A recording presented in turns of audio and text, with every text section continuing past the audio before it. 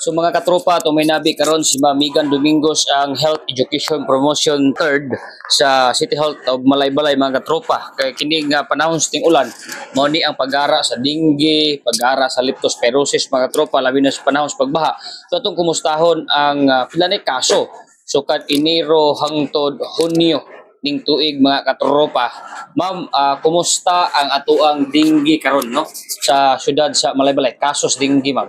Okay, no, may hapon sa inyong tanan, good afternoon, katawan sa Malaybalay. So, karon so far no kating ulan man, pero as of July 7, karon gyud ang among update and validated nga report sa dengue cases is 163. So, daw na tayo kitay 163 nga case, no?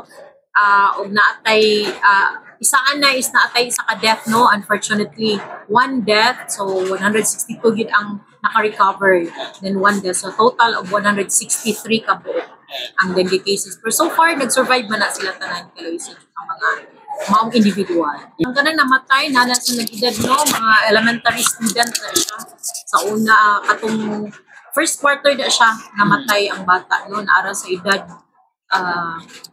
10 to 12 man siguro edad sa bata, maximum is 10 years old. So, pero bata pa gid siya. Karon ang atong record, naagit yung mga cases sa lain-lain man nga barangay, wala gyud isa ka barangay nga mo ni siya ang daghan kaayo, mo ni siya ang daghan gyud nga mga cases. Pero so far naagit mga barangay na ay mga reported cases man anak gyud nga gipaabot. Pero kung sa details yun, mangutana sa ato ang katong program coordinators, no? So far wala siya karon kay kabisi pud kaayo. Pero naa sa iyatan ang details kung sa gid ng mga specific barangay. Pero as of the moment kana 163 dili na siya one barangay, dili lahi-lahi nga barangay sa Malaybalay City ang naaanak. As of June 18 ang amo ang case. Okay, so sa ato natay data diri sa January, February and March. So sa January no natay 31 nga validated case, 30 ang February of 26 sa March, no, so that is the first quarter. So mas taas yun ang first quarter, kaya ang second quarter nato is 18 sa April, 21 sa May, ug June sa 12. So kung i-total nato ni siya, mas taas ang naa sa first quarter, no, na report nato nga sa dengue case yun sa Malaybalay City. Pero as of kato pa ni siya kanina record na ko is sa kuan pa ni no sa katong as of June 18, pero naa siya ni add-on as of July 7 mo tong 163 na din ang total nato nga dengue case na dahil dengue cases sa Malaybalay. Kaning magong dengue kay makuha ginato nino sa kadang mga tubig, no, nga magpundo ang katong Aedes aegypti nga isa ka lamok nga mo ay magka-contribute gid sa sakit nga dengue. So kung grabe gid nga ulan ay magtapok nga posible gid, no, posible gid siya nga na ay makakuha taan na tungod kay magpundo ba ang tubig. Apan kung kinilagi yung tana kita magpundo kay kining kaning siya nga lamok, dili pa siya mapundo sa hugaw nga tubig kundi ang yang ganahan yun atong limpyo nga tubig nga gapundo lang, so may ang gusto. So kung sige ulan na magpasagad lang pud tano nga open kay ato ang mga drum, usually kanang mga drum o mga pot, kanang mga pot sa mga tanom nato, kung pasag nato posible nga na ay mga pwede puy-an na dito sa maong lamok, no. So isa sa siya sa maka-contribute kung pasagdan din nato ang atong palibot. So from time to time mo ginamong ginabalik-balik nga kanag yung upat gid ka buong, no, taob, taktak, tuyo, takip, mo gina siyang upat. Taob, meaning ikulob ginato ang mga gamit, drums, mga ligid, no, kasagara ligid yun, unsa pa din mga pot na atong base, mga tanom, gana, mahilig na ba kayo tanom ang mga katauhan, no, which is good also.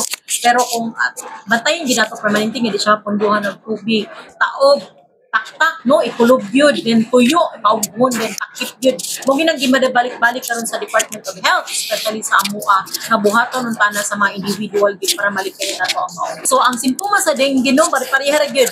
Naagya po hilanat, nga taas nga hilanat, pero so far karon ang sauna is 2 to 3 days ulaton pa nato. Apan karon kung nanay hilanat ang isa ka bata, then ay hilanat na ay mga pantal-pantal kanabit ang mga rashes, pero sayra ba kaing rashes pwede nato na makuan sa uban ng mga kondisyon. Pero kung taas nga hilanat na rashes, gapanak galuya na gyud, no, gapanakit ang kalawasan niya, dili na to hulaton nga mag-abot pa og 2 to 3 days, no, ang hilanat especially kung taas na gyud 38 na ang gilanat sa maong bata. Magpa-check up na din diretsyo kay naaman po na siya test pang atong pabuhaton. Dili lang ta maka-confirm kay tungod kay hilanat mingon na din tang dengue. So ipaagi pa na siya test, napatay test nga buhaton nga atong ipadala para ma-rule out gyud kung dengue ba gyud ang sakit sa usa ka bata. So kana siya. So buhaton nato na diri ay padala nato na sa Cagayan de Oro para dito gyud ma-test kung positive ba gyud sa dengue ang usa ka bata. Okay, sa karon no, so moto gibalik-balik na mo ang amo ang program coordinators ani ang mga sa environmental sanitation nga team. Isama na sila no. So ilaging ginabuhat karon is gipalapad nila no, strengthen ang amo awareness campaign sa dengue. Dili lang sila apil especially ako last week na ako sa Lagitas no, naghatag kami og symposium uban pud ang amo mga ES symposium and awareness campaign sa dengue gyud. Kung unsay atong angay buhaton, unsa gid ang sakit nga dengue, kung unsa siya kadelikado ug kaya gid nato siya proteksyonan. Ang naapod ta no, gatuyok ta na yung mga schools nga request na sila og katong fogging no, katong uban pero kanang fogging is dili kay na siya advisable gid no. Ginabuhat na siyang fogging kung nanay gyud cluster na ang mga kuan, pero sa mga school naman sila misting katulang ilahang galimpyuhan ang ilang school, pero ilahang medyo expensive na sila. So pero katong mga school nga nag-request is ilahang own ang gasol ang kuan ana na ubang nga sila gid ilaha gid ang chemicals na ginagamit no, ang gasoline gyud, pero ang ato ang mga tao ang manpower. So at the same time na atay clean up drive, always gina ang clean up drive na ginabuhat depende sa usually Friday or Saturday kada barangay gyud ga clean up drive.